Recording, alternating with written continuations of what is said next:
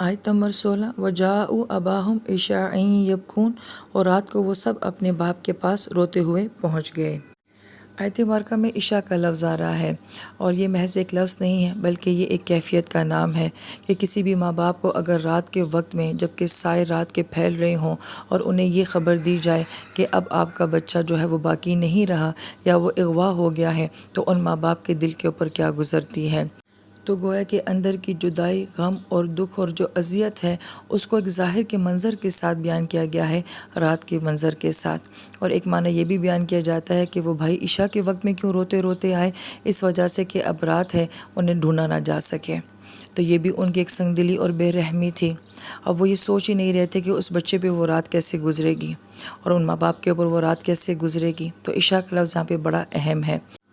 اور اس پہ مزید قرآن یہ کہتا ہے کہ وہ بھائی روتے ہوئے آئے۔ یہاں پہ ان کا رونا کیوں بیان کیا جا رہا ہے؟ کیونکہ یہ جو رونا ہوتا ہے یہ ایک بہت بڑا نفسیاتی اور جذباتی حربہ ہوتا ہے، جسے بعض اوقات لوگ محض اپنے کام کے لیے اور منفی کاموں کے لیے استعمال کرتے ہیں، جیسے کہ یہ بھائی یہاں پہ کہ انہوں نے اس قدر رونا شروع کر دیا اور اس قدر جذباتی انداز شو کیا کہ اس سے پہلے کہ والد صاحب ان سے یہ پوچھیں کہ کیا ہوا، کیوں ہوا، اور میں نے نہیں کہا تھا کہ ایسا سب کچھ ہوگا، تو اس سے پہلے اس طرح سے پریٹینڈ اور ظاہر کرنا کہ جیسے کہ انہیں ان سے بھی زیادہ دکھ ہے، اور اتنا جذباتی انداز شو کرنا کہ سامنے والا آپ کے بارے میں کچھ کہہ ہی نہ سکے، بات ہی نہ کر سکے، سوال ہی نہ کر سکے کہ اس میں کوئی تمہاری بھی غلطی اور خطا ہے۔ تو گویا کہ یہ رونا جو ہے یہ کوئی دکھ کا رونا نہیں ہے، یہ ایک طرح سے دھوکے کا رونا ہے۔ اور اس پہ مزید یہ کہ بعض اوقات یہ بھی ایک طرح کی نفسیات ہوتی ہے، کیونکہ سورہ یوسف بات ہی نفسیات کے اوپر کرتی ہے کہ اس سے پہلے کہ سامنے والا آپ کو کوئی الزام دے یا سوال کرے، اس سے پہلے آپ سامنے والے کے سامنے اتنا جذباتی انداز شو کرو